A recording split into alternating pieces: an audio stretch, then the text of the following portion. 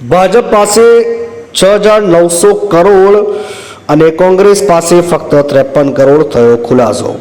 રાજકીય પક્ષો દ્વારા ચૂંટણી પંચને સુપ્રત કરાયેલા નાણાકીય ખુલાસામાં દેશના મુખ્ય પક્ષોની નાણાકીય સ્થિતિમાં વ્યાપક અસમાનતા છતી થઈ છે। આ ખુલાસા અનુસાર ભારતીય જનતા પાર્ટી ભાજપ પાસે 6,900 કરોડથી વધુની બેંક થાપણો છે, જ્યારે દેશની સૌથી જૂની પાર્ટી કોંગ્રેસ પાસે માત્ર 53 કરોડ છે, જ્યારે બસપાના ખાતામાં 580 કરોડ અને આમ આદમી પાર્ટી પાસે 9.9 કરોડ છે।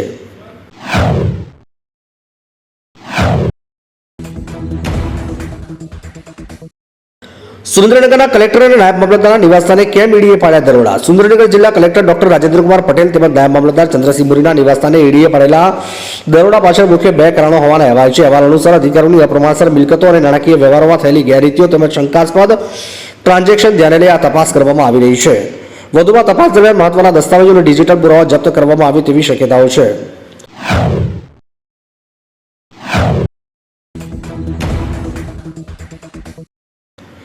ગુજરાતમાં એક સાથે 26 આઈએએસ અધિકારીઓની બદલી, સંજીવ કુમાર હવે સીએમના અગ્ર સચિવ। ગુજરાત સરકારે ગુજરાતના 26 વરિષ્ઠ આઈએએસ અધિકારીઓની બદલીના આદેશ જારી કર્યા છે।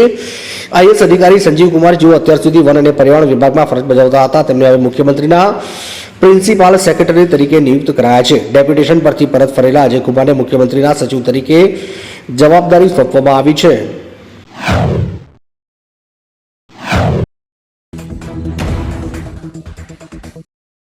સોના ચાંદીના ભાવમાં નવી ઊંચાઈએ પહોંચ્યા। ઓલ ઇન્ડિયા સરાફા એસોસિએશનના જણાવ્યા અનુસાર વૈશ્વિક બજારમાં મજબૂત વલણને પગલે સોનાના ભાવમાં સતત બીજા દિવસે વધારો થયો। મંગળવારે દિલ્હીમાં 24 કેરેટ સોનાનો ભાવ 2,650 વધીને 1,40,850 10 ગ્રામની નવી ટોચે પહોંચ્યો। ચાંદીમાં પણ બીજા દિવસે 2,750નો વધારો થયો અને 2,17,250 કિલોગ્રામની રેકોર્ડ ઊંચાઈ સપાટી પહોંચી।